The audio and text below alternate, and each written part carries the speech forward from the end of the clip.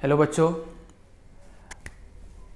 आज हम पढ़ेंगे नेक्स्ट क्वेश्चन। अब तक हमने पढ़े थे पार्टनरशिप फाइनल अकाउंट का इंट्रोडक्शन और एक पिछले वीडियो में लेक्चर भी, एक क्वेश्चन भी किया था हमने कि किस तरह से सॉल्व करना है। आई होप आप सभी को थोड़ा आइडिया तो आ चुका होगा क्वेश्चन को सॉल्व कैसे किया जाता है। पिछला क्वेश्चन जो था वो सिर्फ ट्रेडिंग और प्रॉफिट एंड लॉस अकाउंट ही बनाना था, हमें उसमें सिर्फ ग्रॉस प्रॉफिट और नेट प्रॉफिट ही बनाना था। आज हम जो क्वेश्चन करेंगे वो फुल फ्लेज क्वेश्चन रहेगा, मतलब उसमें बैलेंस शीट भी बनानी पड़ेगी। मतलब आज हमारा फुल क्वेश्चन रहेगा तो अच्छे से करेंगे। आज थोड़ा हो सके तो टाइम भी ज़्यादा लगेगा। स्टार्ट करने से पहले एक चीज़ बता दूं मैं आपको, फिर से वही चीज़ कि थोड़ा वीडियो जब हम देखेंगे तो क्वालिटी थोड़ा बढ़ा लेना। 240 और 360 के ऊपर या फिर 360 भी चल जाएगा अगर आप कंफर्टेबल हो तो वीडियो क्वालिटी थोड़ा ठीक रखना। ब्राइटनेस थोड़ा बढ़ा कर देखना क्योंकि बोर्ड पर हम लोग लिख रहे हैं, दिखना चाहिए। तीसरी चीज़, ईयरफोन में सुनना, हेडफोन या फिर ईयरफोन्स, हो सके तो स्पीकर पे मत सुनना इसको। आपको क्वेश्चंस पीडीएफ में अवेलेबल रहेगी और अगर आपके पास क्वेश्चन नहीं है तो डिस्क्रिप्शन में हमने आपको क्वेश्चंस भी दिया है, तो डिस्क्रिप्शन में आप क्वेश्चन देख सकते हो। वैसे आपको बोर्ड पे क्वेश्चन तो दिखेगा ही, अगर नहीं दिखता हो तो डिस्क्रिप्शन में क्वेश्चन है आपके पास, ठीक है। तो आज हम स्टार्ट करेंगे नेक्स्ट क्वेश्चन। और जैसे मैंने पिछली बार भी बताया था कि प्रैक्टिकल क्वेश्चंस देखने से पहले एक बार हमें थियरी को, इंट्रोडक्शन लेक्चर को अच्छे से देखना है, ठीक है। तो स्टार्ट करते हैं अपना नेक्स्ट क्वेश्चन, क्वेश्चन नंबर 3। अपने टेक्स्ट बुक में का क्वेश्चन है। Question number 3, from the following trial balance and adjustments given below of Reena and Aarti, दो पार्टनर्स है रीना और आरती, you are required to prepare trading and profit and loss account for the year ended 31st March 2019। देखना, trading profit and loss account बनाना है और year कौन सा है, ईयर एंडेड 31st मार्च 2019। देखना 31st मार्च 2019 मतलब हमारा फाइनेंशियल ईयर कौन सा हुआ, 2018 से लेके 19 तक, ठीक है। 18-19 स्टार्ट कब होगा, 2018 में, 1 अप्रैल 2018 में, और ख़त्म कब होगा तो 31st मार्च 2019 को। आगे बढ़ते क्या है, 2019 and balance sheet as on that date. तो बैलेंस शीट भी हमें बनानी है इस क्वेश्चन में, ठीक है, जैसे हमने पहले देखा था। तो क्वेश्चन में सबसे पहले है ट्रायल बैलेंस। तो पहले हम क्वेश्चन डिस्कस करेंगे, उसके बाद फिर सॉल्व करेंगे, तो 2 बार रिवीजन भी हो जाएगा अपना। तो सबसे पहले दिया है परचेस। अब मुझे मेरे बोलने से पहले ही अब आपको भी एक काम करना है। मैं तो बता ही दूंगा कि इसका इफेक्ट कहाँ पर जाएगा, कौन से अकाउंट में जाएगा, लेकिन मेरे बताने से पहले ही आप रीड करके खुद ही सोच लेना कि ये कहाँ जा सकता है, ठीक है। तो ये अच्छा प्रैक्टिस भी हो जाएगा, तो वो ज़रूर करना। तो एक एक करके देखते हैं हम लोग। सबसे पहले डेबिट साइड। तो हमने कल ही पढ़ा था जैसे कि डेबिट साइड क्वेश्चन में जो ट्रायल बैलेंस है, डेबिट साइड में जो भी रहेगा वो किसी भी अकाउंट में जाएगा तो डेबिट साइड ही जाएगा, या तो फिर बैलेंस शीट में जाता होगा तो एसेट में जाएगा। और अगर क्वेश्चन में वो ट्रायल बैलेंस में क्रेडिट साइड में है तो अकाउंट के क्रेडिट में जाएगा, या तो फिर बैलेंस शीट में गया तो लायबिलिटी में जाएगा। ये चीज़ याद रखना। तो हम क्वेश्चन जो पढ़ रहे हैं ट्रायल बैलेंस का डेबिट साइड पढ़ेंगे अभी, तो समझ लेना कि ये या तो डेबिट में जाएगा या तो एसेट में जाएगा। आगे स्टार्ट करते हैं। बताओ, सोचो परचेस कहाँ पे जाता है। परचेस फैक्ट्री में करते हैं हम। Purchase related expense, direct expense, trading account, debit side. एक छोटी चीज़ बता दूँ, देखो कैसा बनाया मैंने। आप बोलोगे trading profit and loss account, 2 नहीं दिख रहा है, एक ही दिख रहा है। देखो हेडिंग भी दिया मैंने, trading and profit and loss account for the year ended, मतलब ट्रेडिंग भी और प्रॉफिट एंड लॉस अकाउंट भी मैंने एक ही में बनाया। हम लोग अगर इस तरह से भी बनाएंगे तो भी चलेगा, आंसर सही रहेगा, अपना सही में आएगा। बस हमको क्या करना है, 2 बार हेडिंग लिखने की जरूरत नहीं है, एक ही बार लिख दिया था, बस इसको हम 2 पार्ट में डिवाइड करेंगे। तो आगे बढ़ते हैं। परचेस क्या था, परचेस ट्रेडिंग अकाउंट फैक्ट्री में काम आता है परचेस। फिर आता है अच्छा debit side, trading account debit side. Sundry debtors, debtors का मतलब क्या था, डेटर्स मीन्स कस्टमर्स, जिनको हमने उधार में कुछ सेल किया था, ठीक है। तो ये हमारी क्या है, एसेट है, एसेट, तो एसेट्स में लिखेंगे। आगे sales returns, sales return, sales में से माइनस कर देना, ठीक है। तो सेल्स कहाँ पे लिखते हैं, सेल्स लिखेंगे ट्रेडिंग अकाउंट, क्रेडिट साइड, तो उसी में से इस रिटर्न को माइनस करना है। तो सेल्स रिटर्न है ये, ठीक है। हम लोग हर बार क्या करते हैं कि टिक करके रखेंगे, कहीं पर अगर कुछ एडजस्टमेंट होगा तो हमें सेल्स में से सेल्स रिटर्न माइनस करना है, तो सेल्स को हम टिक करके रखेंगे यहाँ पे, ताकि पता चले कि ये सेल्स इनर में लिखना है और उसमें से रिटर्न माइनस करना है, ठीक है। नेक्स्ट, सेल्स रिटर्न के बाद ओपनिंग स्टॉक, कहाँ लिखते हैं हम लोग ओपनिंग स्टॉक? ओपनिंग स्टॉक लिखेंगे ट्रेडिंग अकाउंट के डेबिट, सबसे ऊपर पहला आइटम होता है ये opening stock. Bad debts 500, bad debts क्या होता है? बैड डेट्स मीन्स डेटर्स ने पैसा दिया ही नहीं, पैसा डूब चुका है, पैसा डूब गया, लॉस हुआ। बैड डेट्स कहाँ पे लिखते हैं? याद है कल हमने एक फॉर्मेट बनाया था प्रॉफिट एंड लॉस अकाउंट के डेबिट साइड में, 4-5 लाइन का फॉर्मेट बना था, उसमें था ना, अगर याद होगा तो क्या था फॉर्मेट? 4 चीज़ें थी उसमें, bad debts, add further bad debts, add new RDD, less old RDD. तो ये कौन सा बैड डेट्स है? क्योंकि बैड डेट्स 2 था, 2 आरडीडी था, याद रखना, 2 बैड डेट्स था, 2 आरडीडी था। बैड डेट्स एक पहला वाला होता है वो ट्रायल बैलेंस वाला होता है, दूसरा होता है फर्दर बैड डेट्स, वो एडजस्टमेंट में आता है।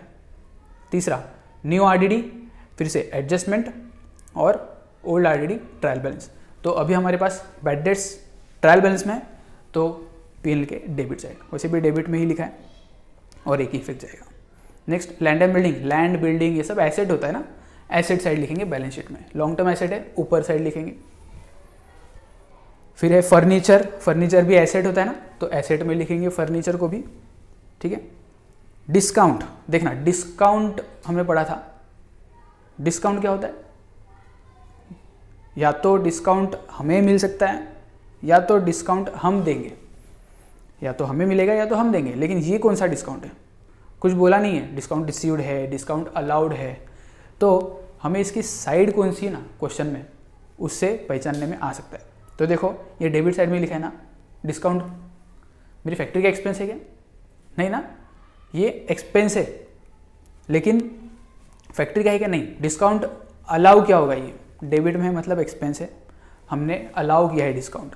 डिस्काउंट अलाउ करना हमारे लिए तो एक्सपेंस लॉस हुआ वो, ठीक है, तो डिस्काउंट जाएगा डेबिट में, लेकिन प्रॉफिट एंड लॉस अकाउंट में, फैक्ट्री का नहीं है ये।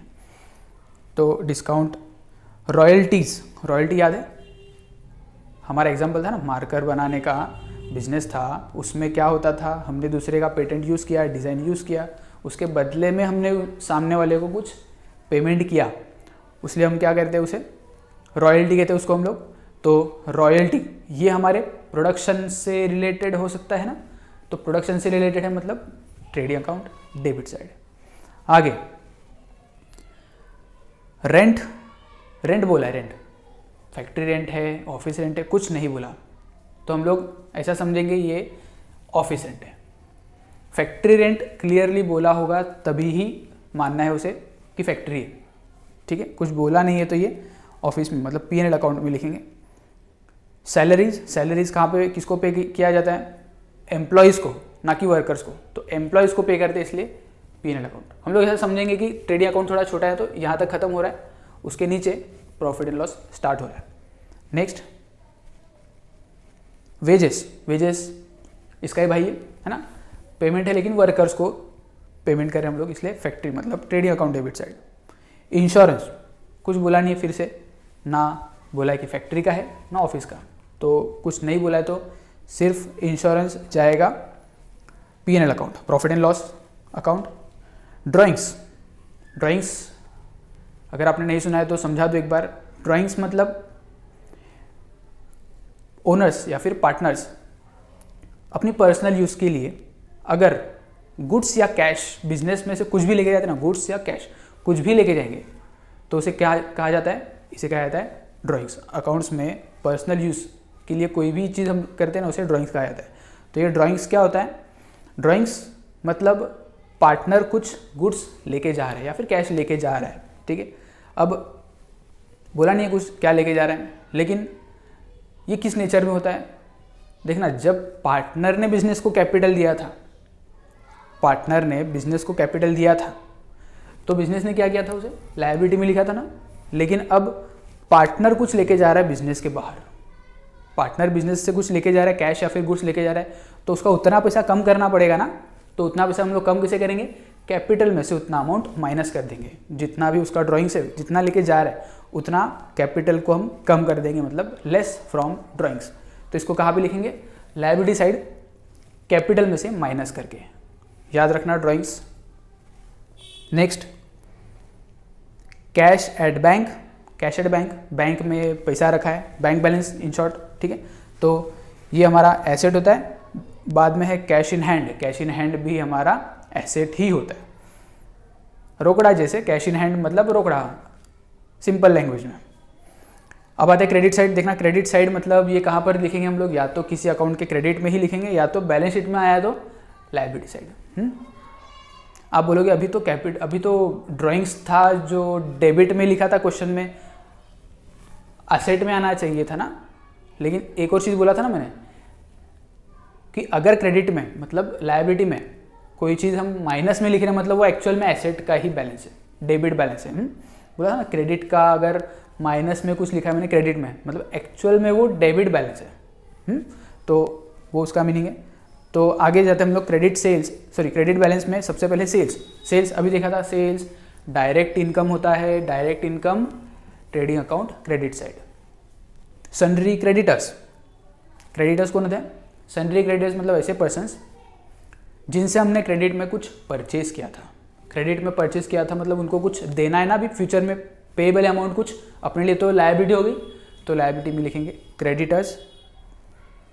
परचेज रिटर्न्स, देखो परचेज रिटर्न है, परचेज में से माइनस करेंगे, सिंपल नाम से ही पता चलता है। तो परचेज में से रिटर्न करना है, तो याद रखना जब हम परचेज लिखेंगे, परचेज को इनर कॉलम में लिखना है पहले, तो इनर में लिखेंगे, रिटर्न को माइनस करेंगे और फिर फाइनल अमाउंट आउटर में लिखेंगे। नेक्स्ट, आरडीडी याद है हमने अभी पीएनएल अकाउंट में वो जो 5 लाइन का फॉर्मेट देखा था, मैंने इसी को समझाया था आपको कि पहले तो बैड डेट्स होता है, दूसरे 2 आरडीडी होता है। देखो तीसरा दोनों आरडीडी है, एक है न्यू आरडीडी, एक है ओल्ड आरडीडी, नीचे वाला लास्ट वाला ओल्ड आरडीडी। न्यू आरडीडी होता है एडजस्टमेंट में दिया हुआ क्वेश्चन के, ओल्ड आरडीडी क्वेश्चन में ट्रायल बैलेंस में मिलता है। ये आरडीडी कौन सा है, ट्रायल बैलेंस का आरडीडी है, तो मतलब ये ओल्ड आरडीडी है।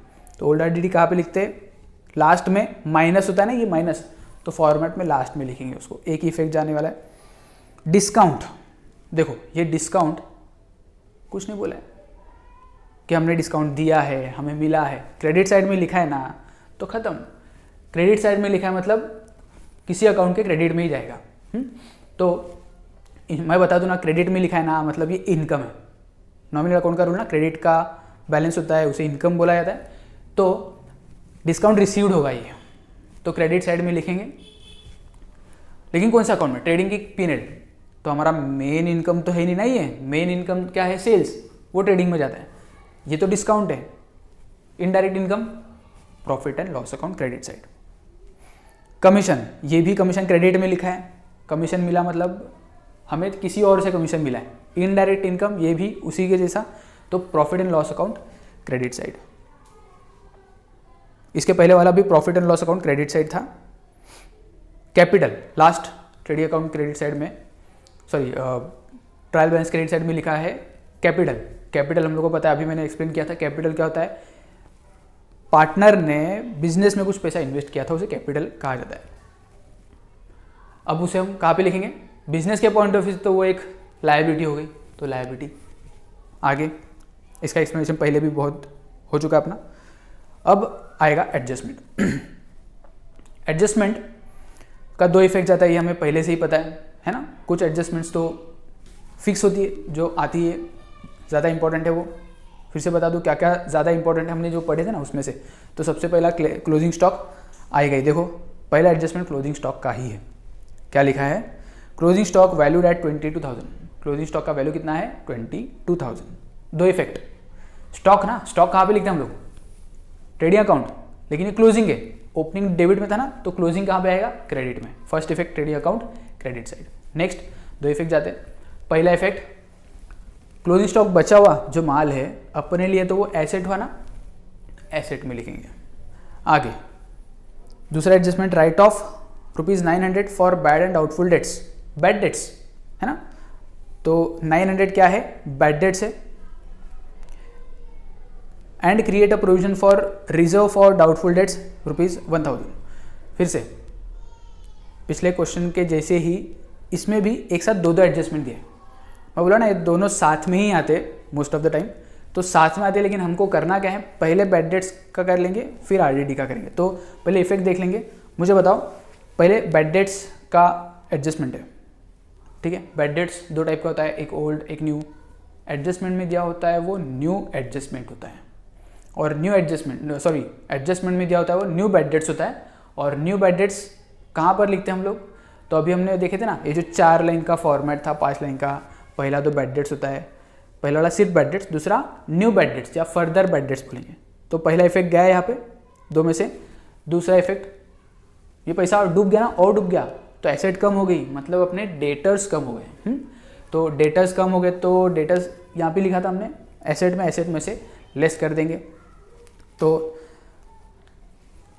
अभी हमें क्या करना है, डेटर्स में से माइनस करना है ना, तो डेटर्स को हमको इनर कॉलम में लिखना पड़ेगा ताकि माइनस करके फाइनल अमाउंट बाहर लिखें। तो मैं इसको टिक कर लेता हूँ डेटर्स को, ताकि पोस्ट करते वक्त हमें पता चले कि इसे इनर कॉलम में लिखना है। दो इफेक्ट हो गए, बैड डेट्स के दो इफेक्ट हो गए, फर्दर बैड डेट्स।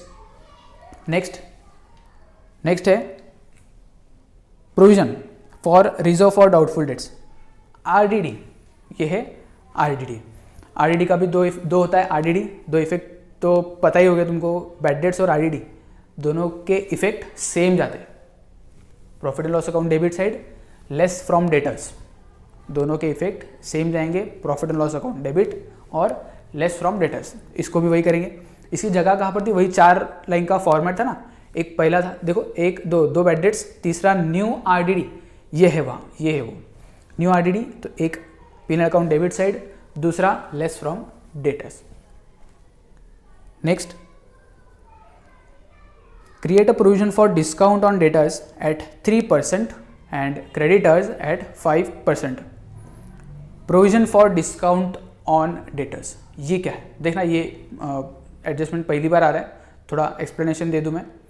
ये provision for discount on debtors, ये भी डेटर्स से ही रिलेटेड है। देखो डेटर्स से रिलेटेड बहुत सारे एडजस्टमेंट इंपॉर्टेंट है, तो उसमें से ये एक है। ये मैं समझा दूँ क्या होता है।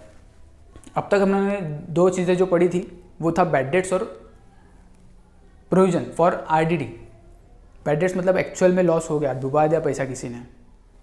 दूसरा था आरडीडी, मतलब हमें डाउट है, रिजर्व फॉर डाउटफुल डेट, हमें डाउट है, शायद शक है कि वो डुबा देगा पैसा, और शायद लॉस होने ही वाला है, बैड डेट्स होने ही वाला है। तो एक एक्चुअल था और एक हमें डाउट था।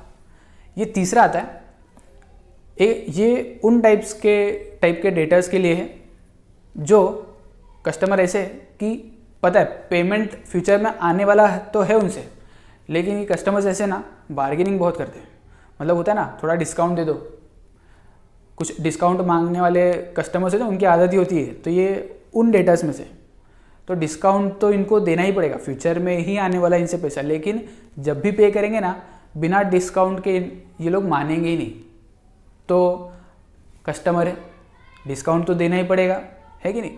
तो आज ही हम क्या करेंगे, उस डिस्काउंट के लिए प्रोविजन करेंगे, और ये हमारा पैसा डूब गया, मतलब लॉस हो गया, इतना एक्सपेंस हो गया, ये हम मान के ही चलेंगे। फिर से बता दो एक बार कि ये उन कस्टमर्स के लिए है जो पैसा डुबाएंगे तो नहीं, पेमेंट करेंगे, लेकिन समझो 1000 पे करना है तो बोलेंगे 200 डिस्काउंट दे देना, ले लेना 800 ले ले, तो ये 200 रुपया क्या हो गया हमारे, तो अल्टीमेटली लॉस ही हुआ कि नहीं। तो ये 200 रुपया आज हमें प्रोविजन करके रखना है, आज हमें लॉस मानकर ही चलना है इसको। तो अल्टीमेटली है क्या, ये लॉस ही है, ठीक है। तो लॉस है मतलब इनडायरेक्ट एक्सपेंस में जाएगा, ये प्रॉफिट एंड लॉस अकाउंट के डेबिट में फर्स्ट इफेक्ट। दूसरा, ये डेटर्स जो हम एसेट में लिखते हैं, ये वही तो लोग हैं, कुछ लोग डुबा दिए थे पैसा, कुछ डुबाने वाले हैं, और ये कौन से हैं, डिस्काउंट मांगने वाले ना। तो अल्टीमेटली इनका जो वैल्यू हमने डेटर्स में लिख के रखा है हमको कम करना चाहिए, क्योंकि मुझे पता है ये लोग डिस्काउंट मांगेंगे और इतना अमाउंट हमको मिलने नहीं वाला है। तो एसेट में लिख के रखा है ना हमने इतना अमाउंट, उसका 200 रुपये एग्जाम्पल था ना अपना, 200 रुपये हटा दो, मतलब नहीं है वहाँ पे लिख के, तो लेस फ्रॉम डेटर्स मतलब सेम इफेक्ट, क्या जो RDD बैड डेट्स का इफेक्ट था ना, सेम इफेक्ट। एक हम क्या करेंगे, प्रॉफिट एंड लॉस के डेबिट में लिखेंगे, दूसरा डेटर्स को कम कर देंगे, लेस फ्रॉम डेटर्स। ये हो गया दूसरा इफेक्ट इसका, समझ गया होगा आई होप सबको। आगे, एंड सन्ड्री क्रेडिटर्स एट 5%, फिर से डिस्काउंट ऑन क्रेडिटर्स। अब डिस्काउंट ऑन डेटर्स हमने पढ़ा, provision for discount on debtors हमने अभी पढ़ा। एक और चीज़ है provision for discount on creditors. जिस तरह से हमको किसी से पैसा आने वाला था और वो सामने वाला कस्टमर हमें डिस्काउंट मांगता है, हम भी तो किसी के कस्टमर है ना, हमने भी किसी से कुछ परचेस किया है और हो सकता है हम भी उसको डिस्काउंट मांगे, हो सकता है ना, ज़रूर होगा, क्यों नहीं होगा। तो ऐसे ही तो वसूल करेंगे हम लोग, तो हमने किसी को दिया है तो हम भी मांग लेंगे डिस्काउंट। तो हमें पता है कि हमें हमारा जो सप्लायर है, जो हमें गुड्स सप्लाई करता है, इसको पेमेंट तो देना है, इतना इतना लायबिलिटी है अपने ऊपर। लेकिन अगर हम कुछ डिस्काउंट मांगे ना, तो दिल का अच्छा है वो दे देगा हमें डिस्काउंट। फिर से क्या बोला मैंने कि डिस्काउंट फ्यूचर में जो पेमेंट कर रहा है ना, उसके लिए मिलेगा ही हमको, हम एकदम कॉन्फिडेंट है। तो हम क्या करेंगे, फिर हमको डिस्काउंट मिल जाएगा, ये उम्मीद लगा के रखें हम लोग। तो इसका दो इफेक्ट देखते हैं फिर से। पहला, हमें डिस्काउंट मिलेगा, मतलब ये एक टाइप का इनकम हुआ कि नहीं, हमें डिस्काउंट मिलेगा, इनकम हुआ। डायरेक्ट कि इनडायरेक्ट, तो इनडायरेक्ट इनकम। तो कहाँ पे लिखेंगे, यहाँ पे ऑलरेडी डिस्काउंट लिखा है, अगर आपको याद होगा तो देखो क्रेडिट साइड में डिस्काउंट लिखा है, उसी डिस्काउंट में हम इसको ऐड कर देंगे ना, ठीक है। तो उसी डिस्काउंट में ऐड कर देंगे, पहला इफेक्ट हुआ। दूसरा, ये जो डिस्काउंट का अमाउंट है, हमने अब तक इसको लिखा नहीं है। ये जो लायबिलिटी थी ना, क्रेडिटर्स, हमारे जो सप्लायर उनको क्रेडिटर्स बुलाते हैं, हमने ऑलरेडी उनका लायबिलिटी में नाम लिख के रखा है अमाउंट के साथ में। तो हमको पता है इतना इतना डिस्काउंट तो हमें मिलने ही वाला है, तो उतनी लायबिलिटी हमारी कम करनी चाहिए ना हम लोग को। तो क्या करेंगे, क्रेडिटर्स में से माइनस कर देंगे उतना अमाउंट, ठीक है।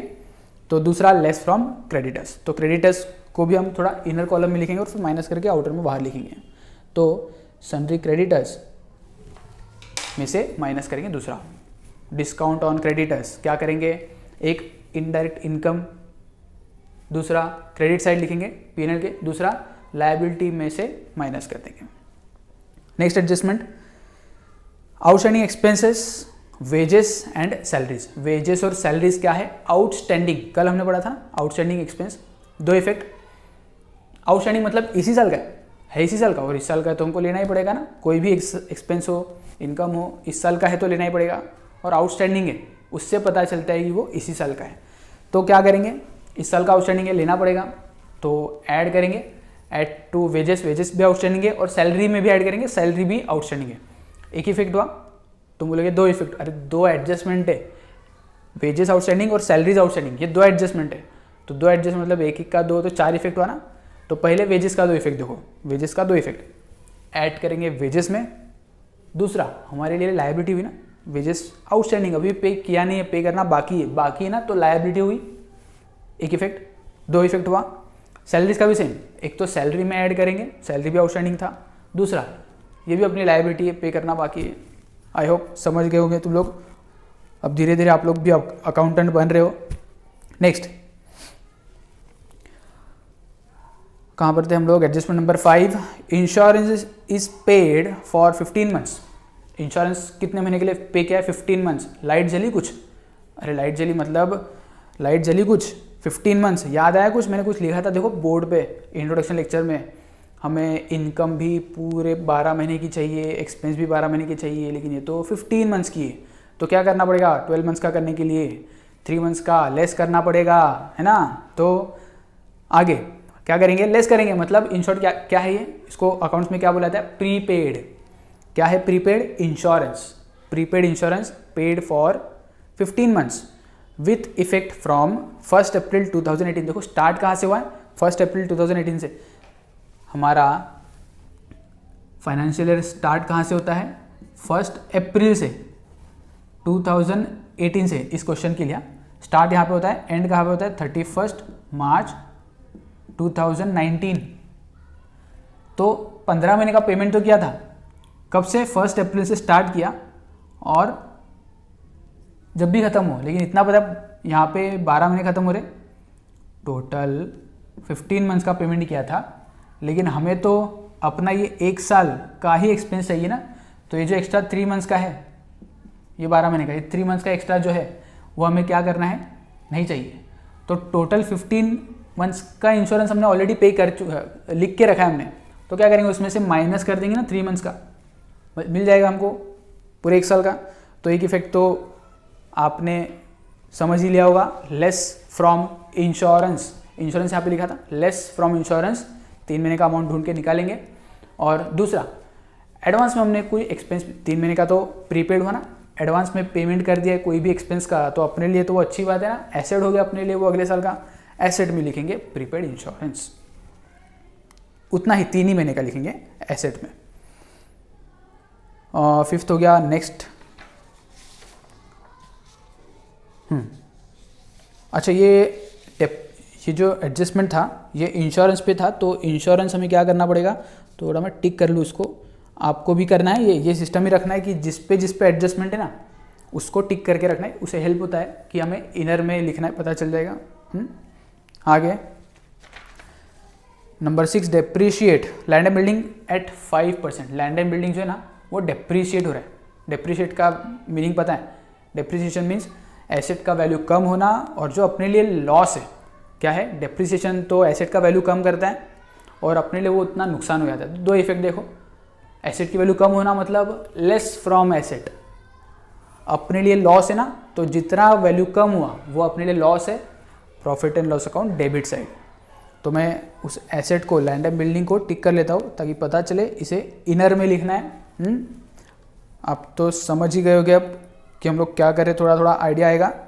थोड़ा अगर आपको लग रहा है कॉन्फिडेंस नहीं आ रहा है तो ऐसा सोचना मत, थोड़ा और जैसे जैसे सम्स हम लोग करते जाएंगे ना, जैसे जैसे आगे बढ़ेंगे थोड़ा कॉन्फिडेंस आते रहेगा। बस इसको रेगुलरली देखना है आपको।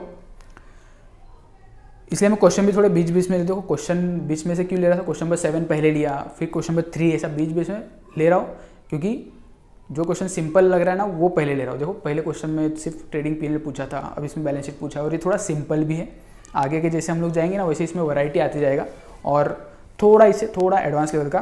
तो मैं ये बता रहा था कि आएगा, लेकिन कॉन्फिडेंस नहीं आ रहा है तो अभी से डरो मत, आएगा, ठीक है, थोड़ा पेशेंस रखना पड़ेगा।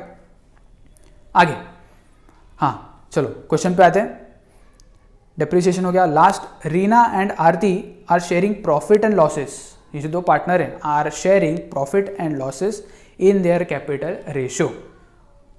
देखो प्रॉफिट शेयरिंग रेशियो क्वेश्चन में दिया होता है। प्रॉफिट शेयरिंग, प्रॉफिट शेयर करेंगे ना, प्रॉफिट जो मिलता है फाइनल प्रॉफिट, वो कौन शेयर करता है, पार्टनर्स अपने कैपिटल में ऐड करते हैं अगर प्रॉफिट हुआ तो। लेकिन एक अमाउंट जो मिलता है उसको डिस्ट्रीब्यूट करना पड़ता है ना एक रेशियो में, जो पार्टनर्स ने आपस में डिसाइड किया है। तो यहाँ पे क्वेश्चन में कोई रेशियो अब तक तो दिया नहीं था, लेकिन अब ये लोग बोल रहे हैं कि कैपिटल रेशियो में इनका प्रॉफिट शेयर करना है इनको। तो कैपिटल रेशियो मतलब क्या, तो जिस रेशियो में इनका कैपिटल है उसी रेशियो में इनका प्रॉफिट भी डिस्ट्रीब्यूट होगा। देखो कैपिटल क्या दिया है, 50,000 और 30,000, 50 और 30, इसका सिंपल रेशियो बन जाता है ना 50-30, 5 और 3, तो 5:3 क्या रेशियो रहेगा, 5:3। तो रेशियो भी मिल गया और इसी के साथ अपना क्वेश्चन भी रीड करके ख़त्म हो गया है। तो अब हम क्वेश्चन को सॉल्व करेंगे। मैंने ऑलरेडी फॉर्मेट बना के रखा हो तो हमारा टाइम बच गया। अब हम क्या करेंगे, पोस्टिंग करेंगे। पहले सीक्वेंस कैसा रहेगा, पहले पूरा ट्रायल बैलेंस पोस्ट करेंगे, फिर एडजस्टमेंट एक एक करके, उसके बाद ट्रेडिंग क्लोज करेंगे, बैलेंस यहाँ पे आएगा, इसका बैलेंस यहाँ पे आएगा, ये टैली हो जाएगा, ख़त्म। इतना सिंपल है ना। तो अभी करेंगे, पता चलेगा कितना सिंपल है, और सिंपल ही है। चलो क्वेश्चन नंबर 3 स्टार्ट करें, फटाफट करेंगे। सबसे पहले हम ट्रायल बैलेंस से स्टार्ट करेंगे, डेबिट बैलेंस से। सबसे पहले है परचेस। बताओ सोचो कहाँ पे जाएगा परचेस। परचेस मेरा ट्रेडिंग अकाउंट डेबिट साइड, तो 2 परचेज अमाउंट है 35,500। देखो मैंने इनर में क्यों लिखा, क्योंकि परचेस रिटर्न भी आने वाला है, वो माइनस करूंगा फिर आउटर में फाइनल अमाउंट। तो छोटी छोटी चीज़ें समझनी हमको। परचेस लिख दिया। सन्ड्री डेटर्स, एक और चीज़, थोड़ा अगर आपको देखने में तकलीफ हो रही तो मैंने बताया जैसे थोड़ा ब्राइटनेस बढ़ा देना दिखेगा और थोड़ा क्वालिटी बढ़ा देना। नेक्स्ट था sundry debtors 40,000। Sundry debtors means customers जिनसे पैसा आने वाला है। तो सन्ड्री डेटर्स को हम लिखेंगे एसेट में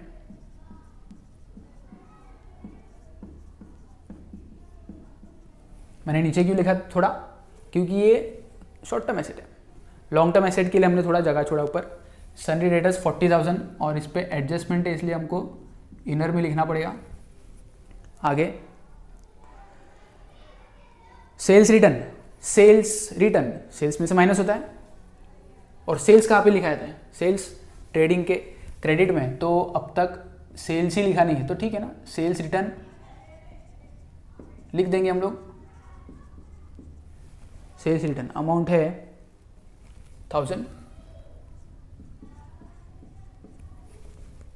फिर है ओपनिंग स्टॉक 18,100। ओपनिंग स्टॉक वगैरह कहाँ पे लिखते हैं, ट्रेडिंग अकाउंट, तो ओपनिंग स्टॉक डेबिट में,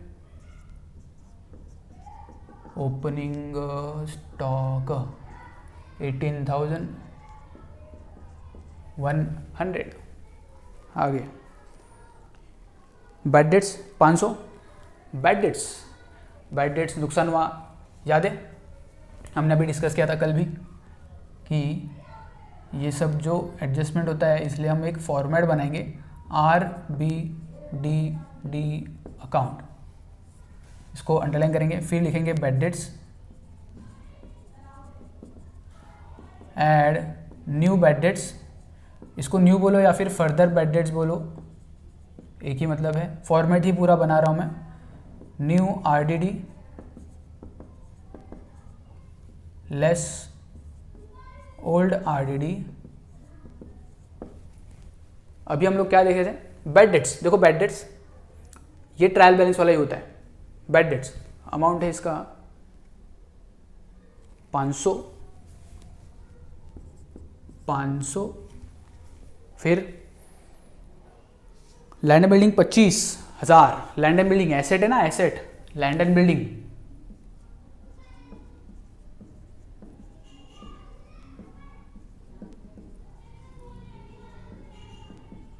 इनर में क्यों लिखा, क्योंकि इस पे टिक करके रखा हूं मैंने, क्योंकि इस पे एडजस्टमेंट आने वाला आगे, इनर में लिखा। Next furniture 20,000। फर्नीचर भी एसेट ही है देखो, लेकिन उस पे कोई टिक नहीं। फर्नीचर अमाउंट है 20,000, 20,000 आउटर में, क्योंकि उस पर कोई टिक है नहीं, डेप्रिसिएशन वगैरह नहीं है उस पर। फिर है डिस्काउंट 1,000। डिस्काउंट 1,000, हाँ डिस्काउंट ही है। अच्छा ये डिस्काउंट क्या था, डिस्काउंट डेबिट में लिखा है तो डेबिट में लिखेंगे, और ये कौन से इसमें आएगा, डायरेक्ट की इनडायरेक्ट है तो इनडायरेक्ट इसमें से। तो डिस्काउंट हम कहीं पर भी लिख सकते हैं, नीचे लिखता हूँ टू डिस्काउंट। और डिस्काउंट को आप लोगों को याद होगा, डिस्काउंट एक और डिस्काउंट हमें देना पड़ेगा। एडजस्टमेंट में एक और एडजस्टमेंट है डिस्काउंट देने वाली, कस्टमर्स को डिस्काउंट देने वाली, तो इसलिए हम लोग क्या करेंगे, इसको इनर में लिखेंगे। तो ये कितना है, कहाँ गया, 1,000। ये डिस्काउंट 1,000 हम लोग इनर में लिखेंगे, क्योंकि डेटर्स को जो बाद में और देना है डिस्काउंट वो भी इसमें ऐड करेंगे। नेक्स्ट उसके बाद आता है, एक मिनट, रॉयल्टीज़। रॉयल्टी याद है ना, रॉयल्टी किसी को रॉयल्टी देते, मार्कर का डिज़ाइन था, प्रोडक्शन से रिलेटेड है, तो टू रॉयल्टी। अब ये मत पूछना कि ये मैंने जगह क्यों छोड़ा यहाँ पे ब्लैंक, परचेस पे एडजस्टमेंट है ना यहाँ पे लिखने के लिए। रॉयल्टीज़ देखो अमाउंट 700।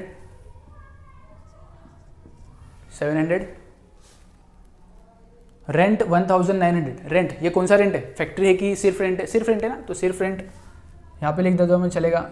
टू रेंट अमाउंट है इसका 1,900। और कोई एडजस्टमेंट नहीं है इस पर। रेंट के बाद सैलरीज 3000, सैलरी पे देखो एडजस्टमेंट था एक, सैलरीज इनर में 3000 आउटस्टैंडिंग एडजस्टमेंट है इस पे, इसलिए इनर में लिखा। सैलरीज के बाद वेजेस 800, वेजेस कहाँ पे लिखते, वेजेस लिखते ट्रेडिंग अकाउंट के डेबिट में, वेजेस 800, क्योंकि इस पे भी एडजस्टमेंट था, इनर में लिखना ज़रूरी है। इंश्योरेंस 1500, इंश्योरेंस देखो, इंश्योरेंस कौन सा था, फैक्ट्री तो नहीं है ना, मतलब ये ऑफिस का ही है। इसके बाद एक लाइन छोड़ेंगे, देखो इनर में है ना इधर एडजस्टमेंट के लिए, इंश्योरेंस 1500, इस पे भी था ना इंश्योरेंस, जो ये एडजस्टमेंट था ना 15 महीने वाला, इसी पे था। ड्राइंग्स 2000 1000, देखना ड्राइंग्स क्या होता है पता है ना, ये ड्राइंग्स वो नहीं है पेंटिंग वाला ड्राइंग, ये ड्राइंग वो है जो पार्टनर अपने पर्सनल यूज़ के लिए लेके गया था, तो उसकी कैपिटल में से माइनस कर देंगे। तो पहले कैपिटल तो होना चाहिए ना, तो पार्टनर्स कैपिटल अकाउंट जब आएगा तब लिखेंगे, फिलहाल ड्राइंग्स लिखेंगे। दोनों का नाम भूल गया मैं, देखो क्या था, रीना एंड आरती, रीना एंड आरती। रीना का कैपिटल तो बाद में आएगा, फिलहाल हम क्या लिखेंगे, उसका ड्राइंग्स को लेस करेंगे। इसका था 2000 शायद, और इसका ड्राइंग्स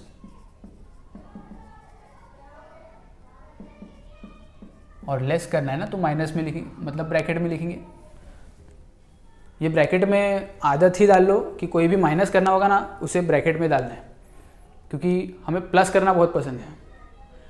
जब कैलकुलेशन का टाइम आएगा ना तो हम करते ना कैपिटल फिर ड्राइंग्स, ये अगर ब्रैकेट में हम प्लस कर देंगे, प्लस हम थोड़ा पसंद होता है ना ज़्यादा, प्रॉफिट वगैरह सब ऐड करके हम लोग गलत टोटल बाहर लिख देंगे, तो इसलिए हो सके तो माइनस वाले अमाउंट को ब्रैकेट में डाल देना। नेक्स्ट 1000 2000 हो गया, 21 ड्राइंग हो गया। नेक्स्ट है cash at bank and cash in hand, ये दोनों भी एसेट है ना, तो कैश एट बैंक, ये इतनी जगह क्यों छोड़ा मैंने, क्योंकि इस डेटर्स पे कुछ 2-3 एडजस्टमेंट है। कैश एट बैंक अमाउंट है 11,500 और cash in hand, cash in hand थोड़ा कम है, कितना है 2000। Next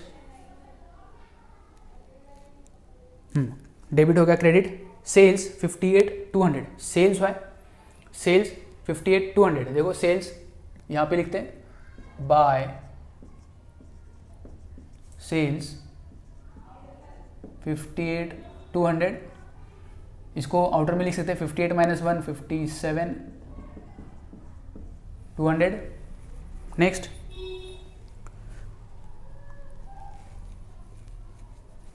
sundry creditors 25,700, sundry creditors liability होती है,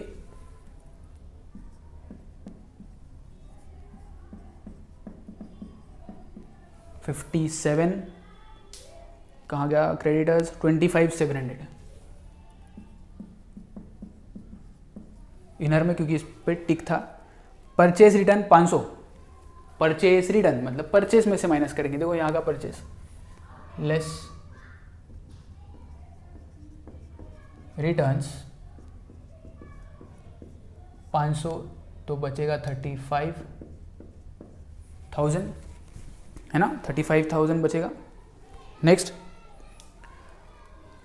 परचेज रिटर्न आरडीडी 800, आरडीडी देखो आरडीडी कौन सा है, ओल्ड है कि न्यू है, ट्रायल बैलेंस में दिया है मतलब ये ओल्ड होगा, तो ओल्ड आरडीडी का अमाउंट माइनस करेंगे 800, माइनस करना है तो ब्रैकेट में लिख देंगे, बाहर लिख देंगे बाद में।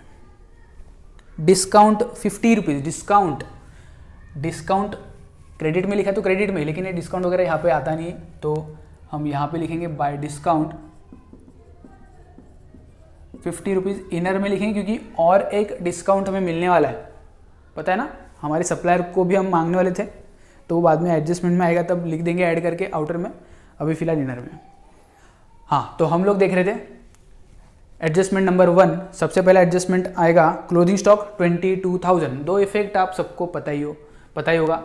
क्लोथिंग स्टॉक, देखो स्टॉक वाला ये अकाउंट है, क्लोथिंग स्टॉक क्रेडिट साइड में आता है, तो बाय क्लोथिंग स्टॉक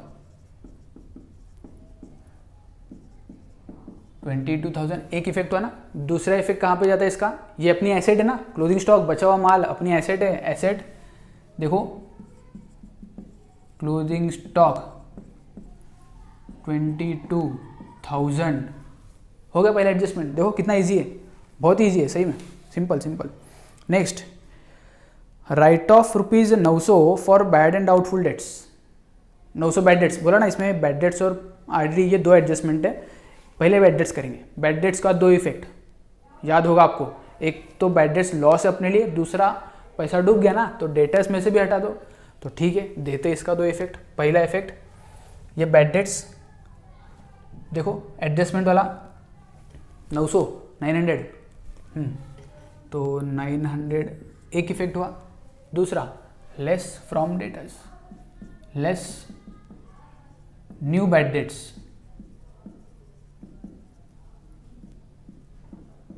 $900 लेस कर दिया, दो इफेक्ट हुआ सेम। दो इफेक्ट सेम जाएगा आगे। आरडीडी दिया है, create a provision for reserve for doubtful debts ₹1000।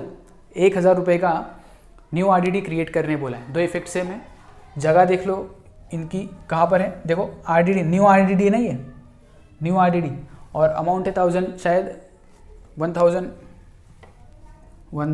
यहाँ पर 1000। दूसरा ये कौन था, ये भी पैसा डुबाने वाला है, हमको डाउट है, तो ये भी माइनस कर देंगे न्यू आरडीडी 1000, ये भी लेस, माइनस का साइन या फिर ब्रैकेट में। दो इफेक्ट हो गया। Next, create a provision for discount on debtors 3% and creditors 5%। Debtors पे डिस्काउंट 3%, क्रेडिटर्स पे 5%। एक एक करके लेते हैं, पहले डेटर्स का डिस्काउंट देखेंगे हम लोग। एक्सप्लेनेशन तो हो गया था, फिर भी बता दूं, ये कौन है, ये कस्टमर्स है जो पेमेंट के टाइम पे आएंगे पेमेंट करने, लेकिन डिस्काउंट मांगेंगे, तो हमें तो लॉस ही होगा ना, है ना। कितना मांगेंगे ये लोग डिस्काउंट, तो डेटर्स मांगेंगे 3%। तो इफेक्ट तो ठीक है पता है हमको, पहले अमाउंट पता होना चाहिए, है ना। तो देखो मैं यहाँ पे वर्किंग नोट बनाता हूँ।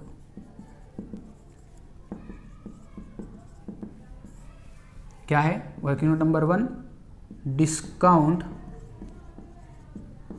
On debtors is equal to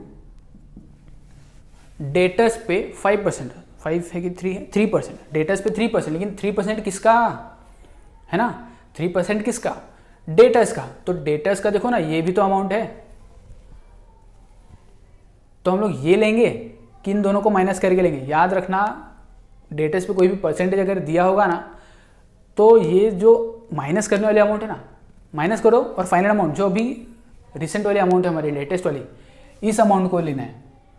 तो हम क्या करेंगे, पहले इसको माइनस करेंगे, डेटर्स का रियल वैल्यू पता करेंगे। तो डेटर्स का वैल्यू क्या है अभी देखो 40,000 माइनस 900 माइनस 1000, मतलब ये हो जाएगा 38,100 बराबर 38,100।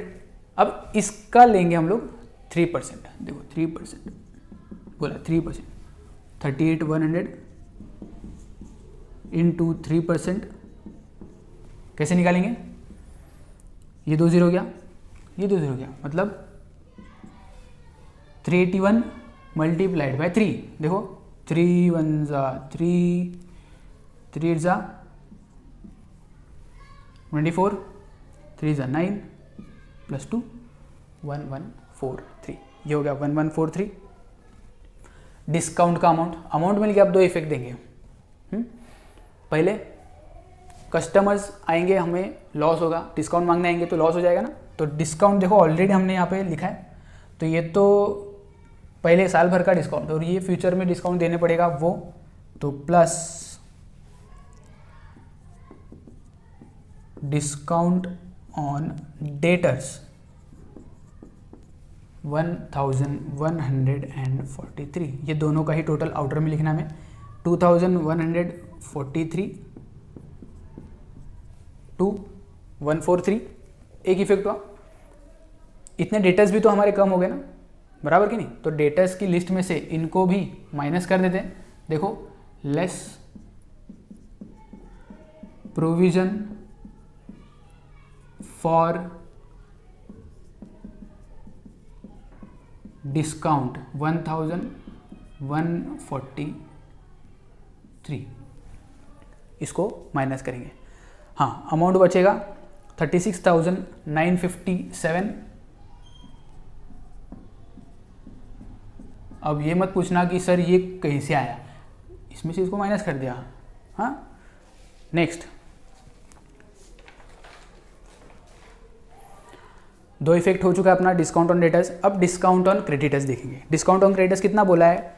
5% ऑन क्रेडिटर्स। देखो, क्रेडिटर्स पे 5%, इस पे 5%, 25,700 सही है, 25,700 का 5%। तो सेम दूसरा एक वर्किंग नोट बनाएंगे हम लोग,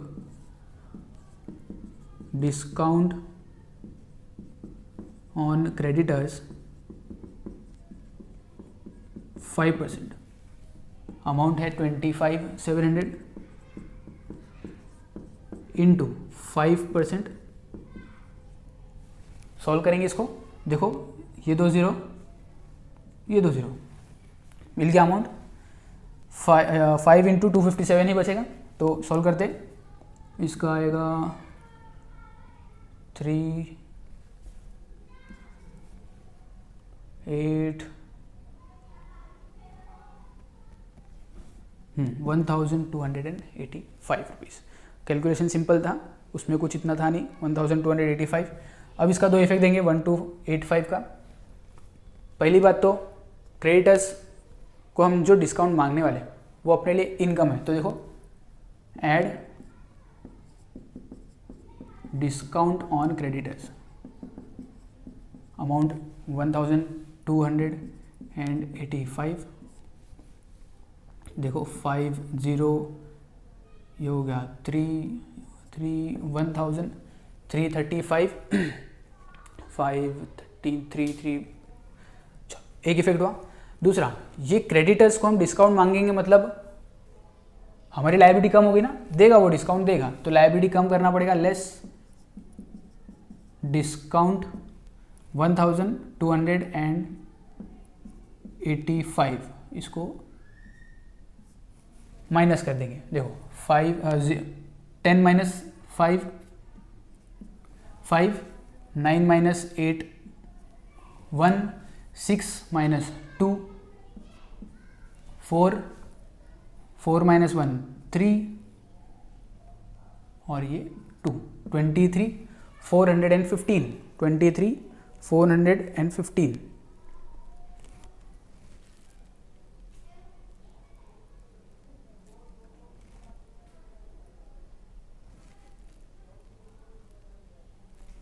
$25,700 माइनस, इसको थोड़ा इसको रुका देना थोड़ा। याद रखना, 2 बार रुकाने का। देखो इसका टोटल ऐसा कैसा है, 0415 तो बराबर है 23।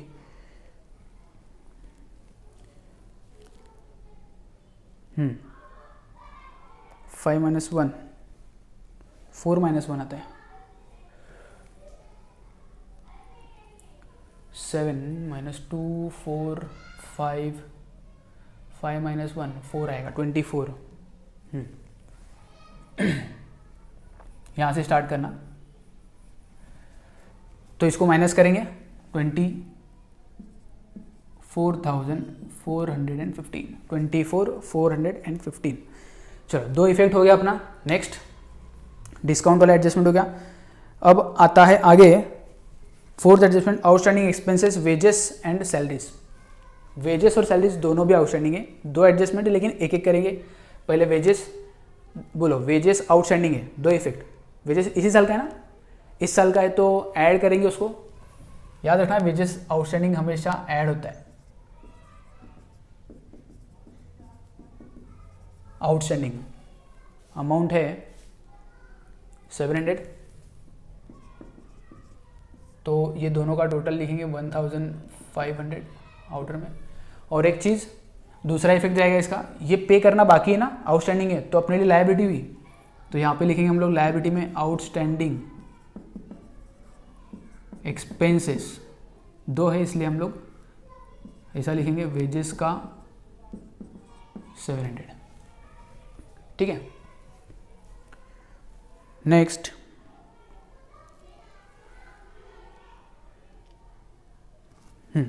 सैलरीज का भी 2 इफेक्ट जाएगा, सैलरीज भी आउटस्टैंडिंग है। सेम पहले तो सैलरी में ऐड करेंगे, सैलरी में ऐड करेंगे पहले आउटस्टैंडिंग, और इसका अमाउंट है 800, तो ये हो जाएगा 3800। दूसरा ये भी अपनी लायबिलिटी है, तो सैलरीज 800 हो गया, दोनों भी 1500 आउटर में। Next adjustment, insurance is paid for 15 months with effect from 1 April 2018। Insurance जो है ना 15 मंथ्स 15 महीने के लिए पे किया है, कहाँ गया देखो इंश्योरेंस 1500 15 महीने के लिए, तो अपने को तो 12 ही महीने का चाहिए ना, तो 15 महीने का 1500, 12 महीने का 1200, मतलब इन शॉर्ट एक्स्ट्रा कितना है अपने को क्या चाहिए, सिर्फ 12 महीने का, तो यहाँ पे तो 1500 है ना, जो 3 महीने का ना अगले साल का उसको माइनस कर देंगे, है ना, तो लेस प्रीपेड कितना आएगा 300। ये ओरली किया क्योंकि सिंपल था, नहीं तो वर्किंग नोट भी बना सकते हैं हम लोग, वर्किंग नोट हो सके तो बना देना इसका 1500 माइनस 300 1200।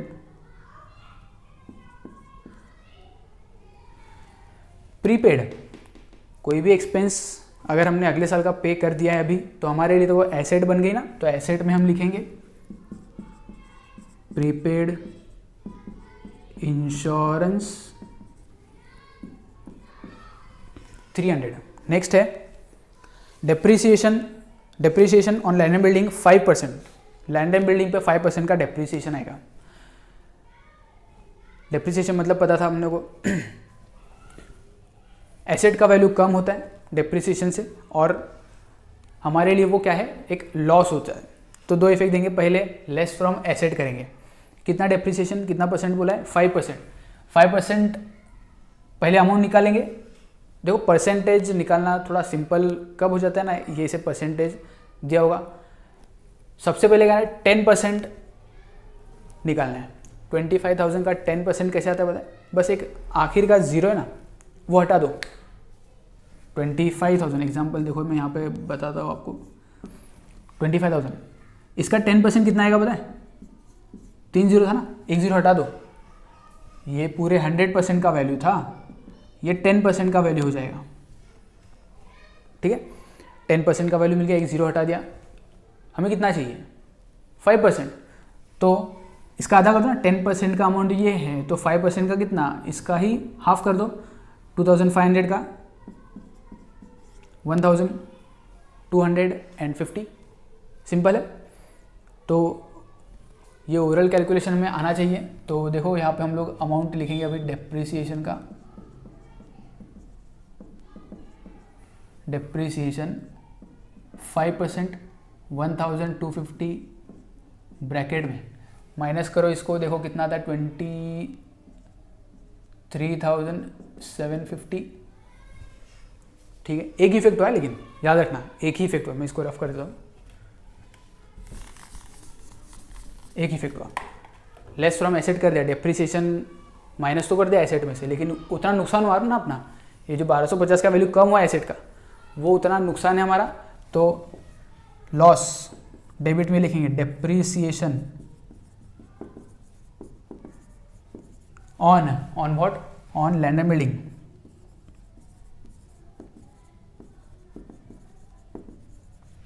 $1,250। ठीक है, तो आखिरी वाला था वो तो शेयरिंग प्रॉफिट शेयरिंग रेशियो दिया है कैपिटल रेशियो का, वो हमें कब काम आएगा, रेशियो कब काम आता है, फाइनल प्रॉफिट जो एक अमाउंट मिलता है ना उसे इन दोनों में डिस्ट्रीब्यूट करना है, प्रॉफिट लॉस जो भी आएगा, तो वहाँ पर रेशियो काम आएगा, तो वो हम बाद में ही देखेंगे। तो बाकी का सब एसेट तो अपना एडजस्टमेंट तो अपना हो चुका है, तो अब हम क्या करेंगे, सबको क्लोज करेंगे। सबको क्लोज करने से पहले ट्रेडिंग अकाउंट से स्टार्ट करेंगे। तो पहले देखो ट्रेडिंग अकाउंट में ना ध्यान रखना इनर का जो भी टोटल है आउटर में लिया है हमने, नहीं तो आंसर गलत हो जाएगा एक छोटी सी मिस्टेक से। तो यहाँ पर तो सब सही था, ये दोनों एक लाइन में होना चाहिए, नीचे डबल अंडरलाइन। चलो अब देखना करना क्या है, सबसे पहले दोनों का टोटल लेना है। इसका टोटल देखते क्या है, इसका आएगा 79,200, ये पेंसिल से लिखना हो सके तो, और इसका टोटल देखो, आपको टोटल तो करनी आता ही होगा।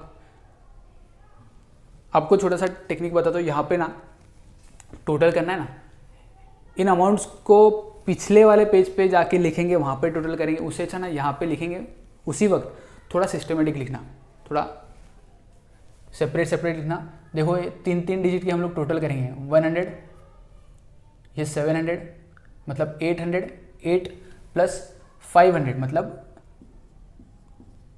1300, 1 कैरी, ये 4th डिजिट चल रहा था, ये 9 हो जाएगा अपना, 9 प्लस 5 14, 1 15, फिर से 1 कैरी 1, फिर ये आखिरी 2 प्लस 3 5 55 300। ठीक है, अब ये 55 300 और 79 200 दो अमाउंट मिला। अब क्या करेंगे हम, जो बड़ा अमाउंट है वो लिखेंगे दोनों साइड, 79 200 79 200। ये लिखने के बाद बैलेंस कहाँ पे आएगा, तो ये कम जहाँ पे है वहाँ पे, और कितना बैलेंस आएगा तो देखते कितना बैलेंस आएगा, माइनस करेंगे 23,900। जैसे ही अमाउंट मिलेगा इसको मिटा दो, इसका कुछ काम नहीं है, मैं मिटा देता हूँ।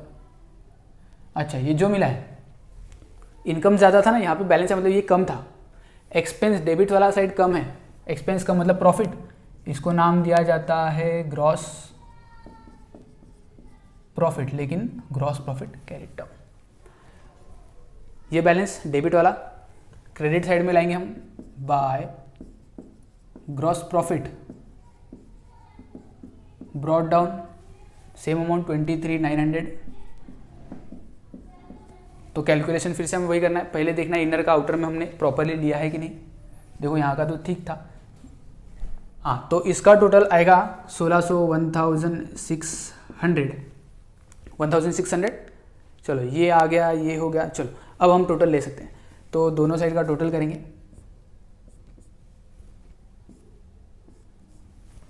चलो इसका टोटल देखो कितना आता है, 25,485, इसका टोटल आएगा 25,485, और डेबिट का टोटल आएगा 11,893।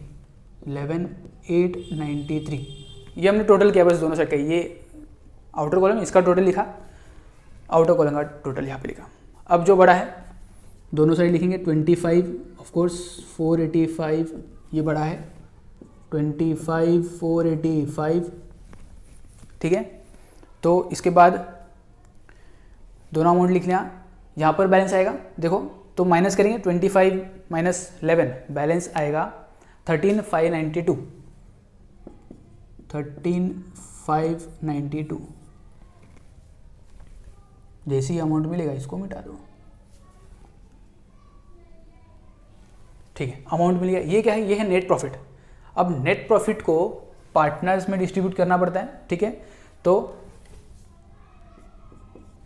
इसको ट्रांसफर करेंगे पार्टनर्स कैपिटल में, टू नेट प्रॉफिट। देखो इसको हम लोग ऐसे लिखेंगे, net profit transferred to partners capital account. दोनों में ट्रांसफर करेंगे, किसमें किसमें, यहाँ पे इन दोनों का नाम है रीना और आरती। मैं थोड़ा यहाँ पर लिखता हूँ, रीना आरती। 13,500 जो टोटल प्रॉफिट है, इसको इन दोनों में डिस्ट्रीब्यूट करना पड़ेगा। और रेशो क्या था, रेशो था 5:3, कैपिटल रेशो बोला था ना लोगों ने, तो मैं यहाँ पे देखो करके बताता हूँ आपको कैसे करना है।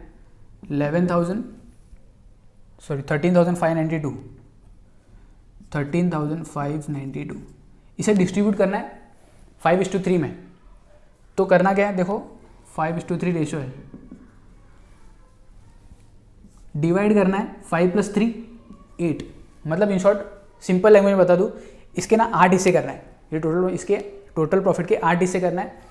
एक को देना है 5 हिस्से और एक को 3। तो पहले 8 हिस्से तो कर लेते हैं।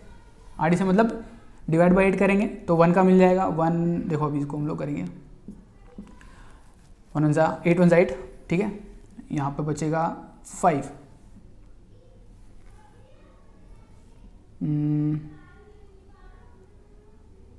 6 48, 8 6 48, तो 48 और ये बचा 7, यहाँ पर 7 बचा, 8 9 72, 79 में से 79 में 72, तो बचेगा फिर से 7 72, 8 9 699 1699, ये आंसर है। डिवाइड बाय 8 क्या, ये आंसर है। बस ये एक आंसर जो मिलेगा इसे मल्टीप्लाई करना है एक बार 5 से और 1699 एक बार 3 से। जो भी आंसर आएगा इन दोनों का होगा। देखते आंसर कितना था, मल्टीप्लाई करना है बस, सिंपली मल्टीप्लाई करेंगे, आंसर आएगा 8495। एक का आएगा 8495 और दूसरे का आएगा 5097। ये दो अमाउंट डिस्ट्रीब्यूट कर लिया। अब दोनों में देखो प्रॉफिट है ना, प्रॉफिट है, कैपिटल में ऐड करेंगे, लॉस होता तो माइनस करते हैं। चलो ऐड करेंगे, ऐड